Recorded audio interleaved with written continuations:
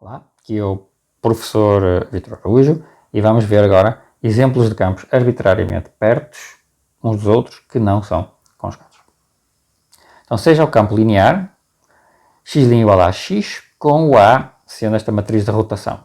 O fluxo, né, desse campo tem este aspecto. Né? As trajetórias, o retrato de fase, são todas círculos que são percorridos com velocidade uniforme, na direção contrária aos ponteiros do relógio, direção positiva, em torno da origem.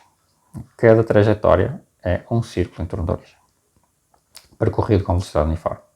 Vamos definir o campo x' igual a f de x, agora, perturbado deste campo a de x, definido por f de xy igual a de x, mais ρ de r ao quadrado vezes o vetor x, onde o ρ é uma função não negativa dada por x² mais y². Então, o r ao quadrado é simplesmente x² mais y².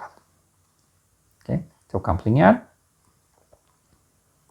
E vamos escolher o ρ, uma certa função, de maneira que ρ de 0 seja 0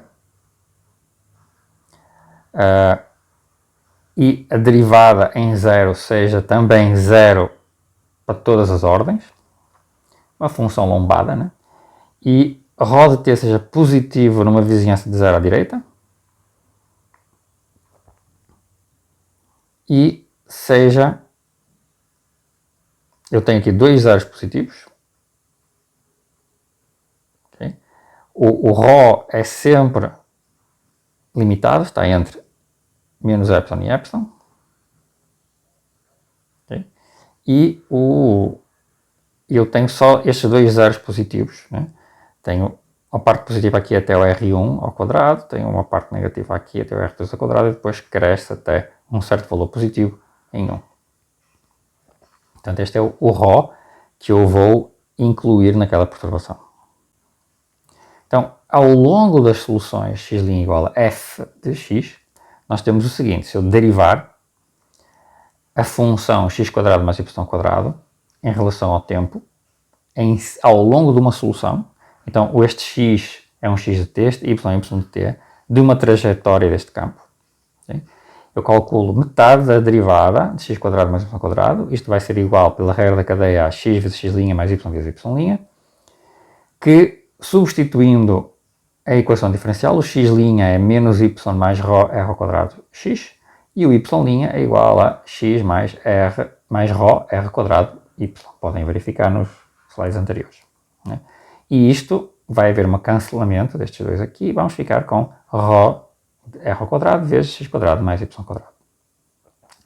Ou seja, esta derivada tem o mesmo sinal que o ρ de r ao quadrado. Portanto, nos pontos x do plano onde ρ é positivo, temos que o f de x se afasta da origem. E nos pontos onde o ρ é negativo, temos que o f de x se aproxima da origem.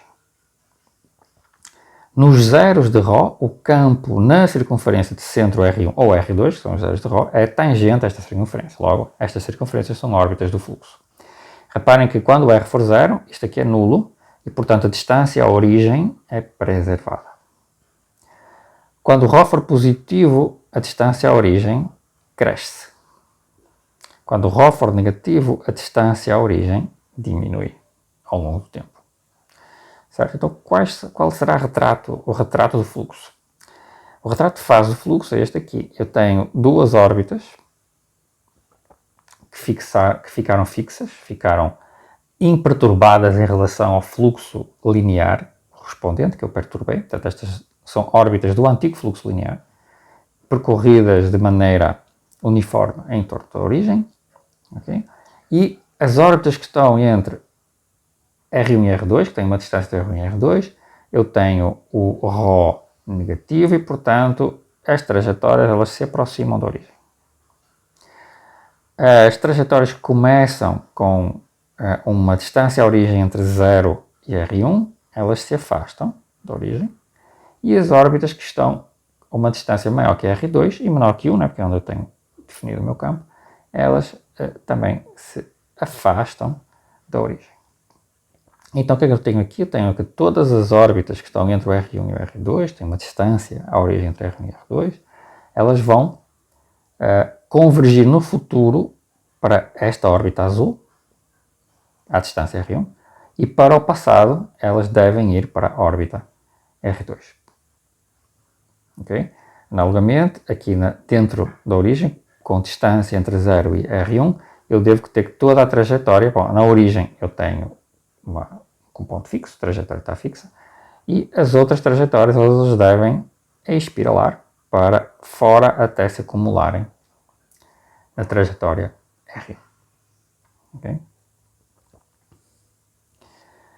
Observemos que f de x menos a de x, ou seja, a diferença entre os dois campos, é dominada por ρ da distância ao quadrado da origem, que é a norma quadrada do x, vezes x, okay? Para cada ponto do plano.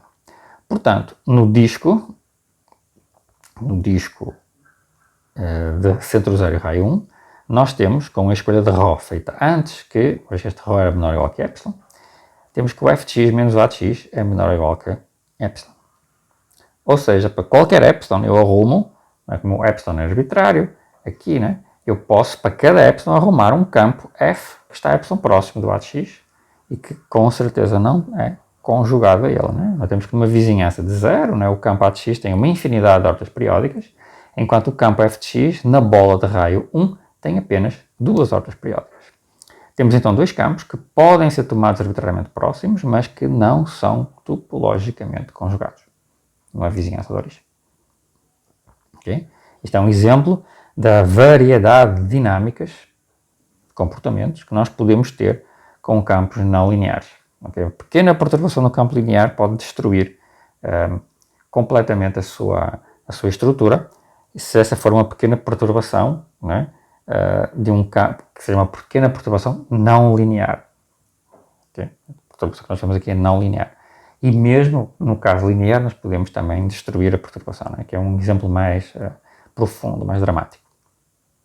Falaremos em seguida do comportamento geral, abstrato, de campos, quaisquer campos, numa vizinhança de um ponto regular, que é conhecido como o teorema do fluxo tubular.